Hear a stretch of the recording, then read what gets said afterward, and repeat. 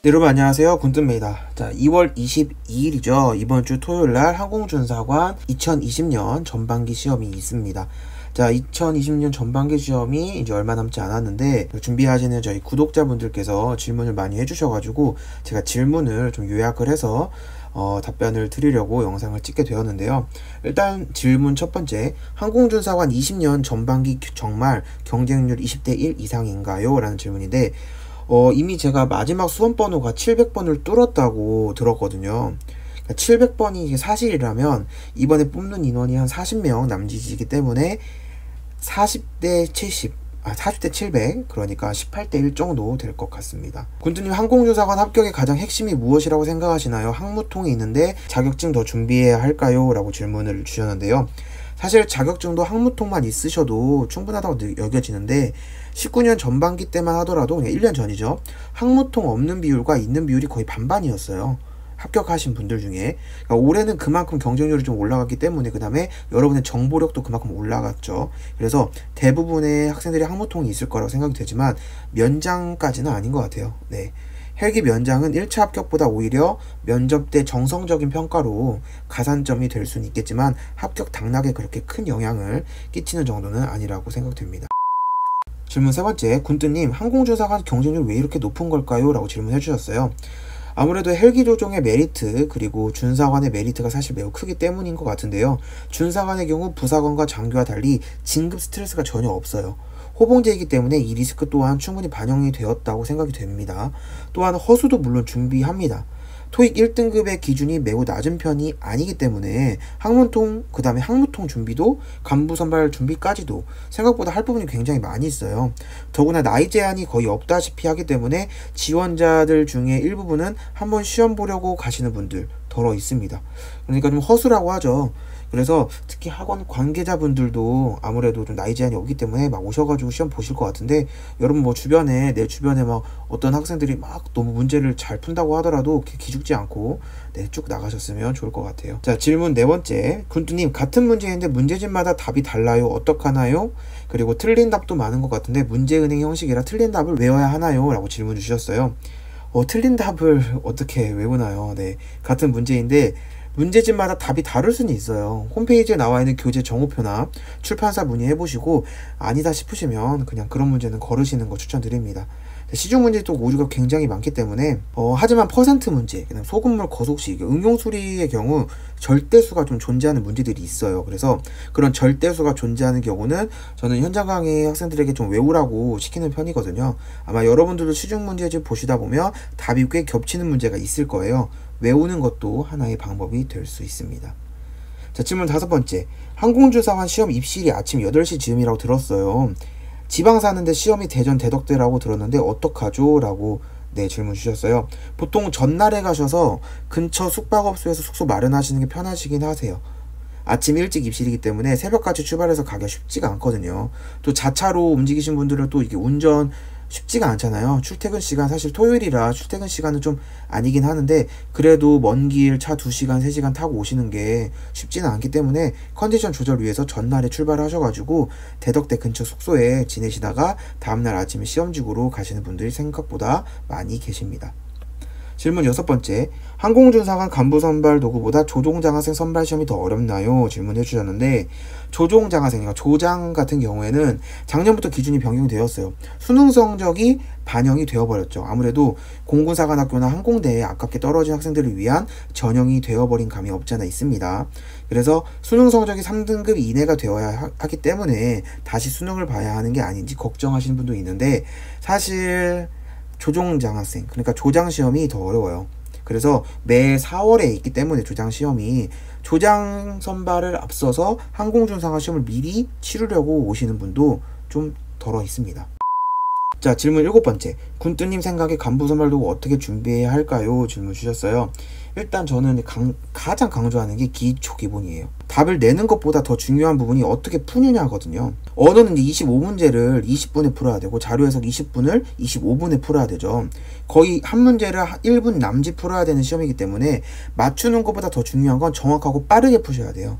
빠르게 풀기 위해서는 바르게 풀어야 빠르게 풀 수 있습니다. 많은 학생들이 어려운 문제만 선호하는 경우가 많이 있어요. 간선에 나오는 정말 어려운 문제는 없습니다.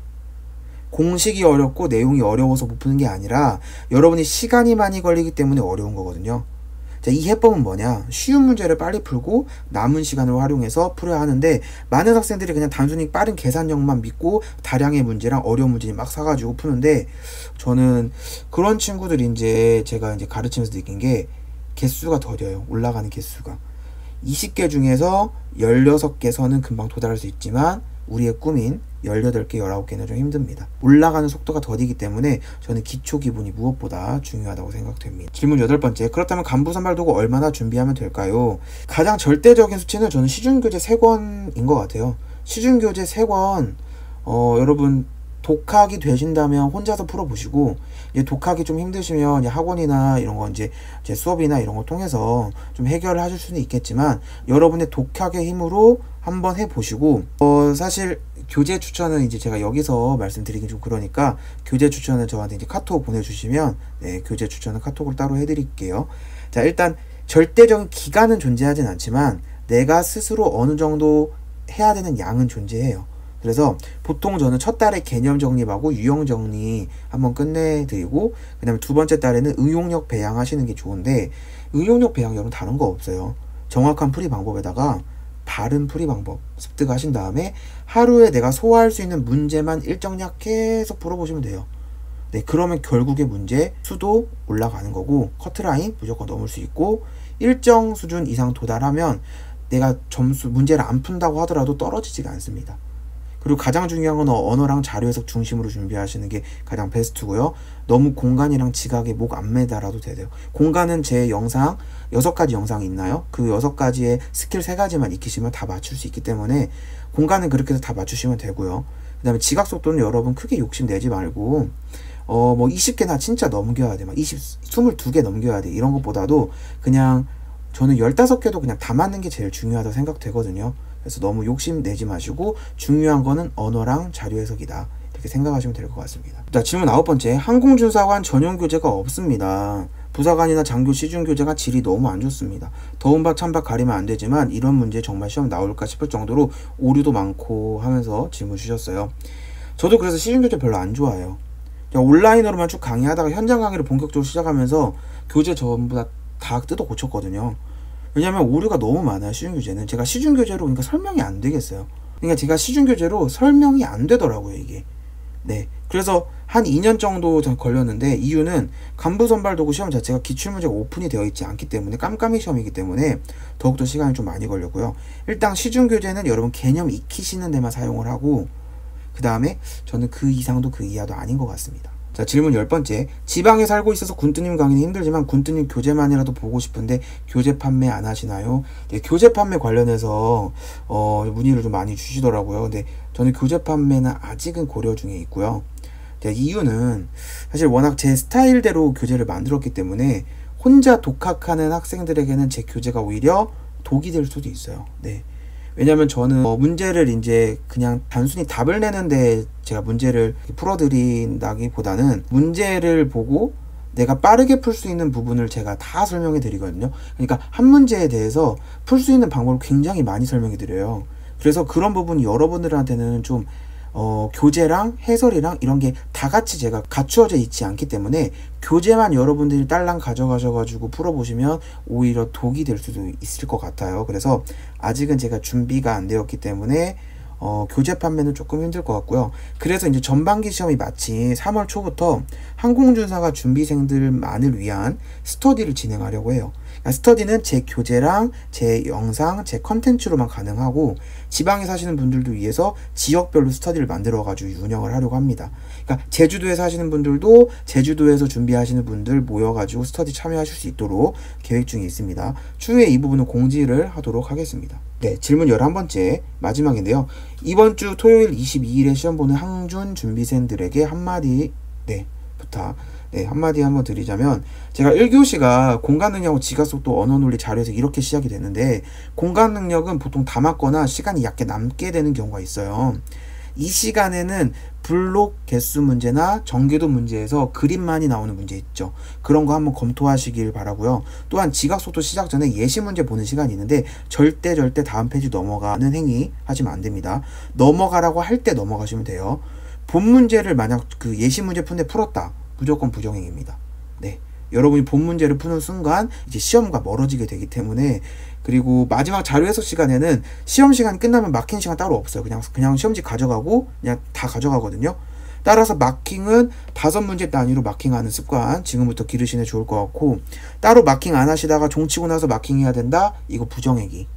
네, 그냥 제출해 하셔야 되고, 뭐 부탁해도 되는 거 안 돼요. 네, 그냥 끝난 거고, 부정행위 또는 마킹 안 한 상태로 그냥 OMR 카드 제출해야 되는 불상사가 생기기 때문에 이 부분 잘 여러분께서 좀 염두에 두시면 좋을 것 같습니다.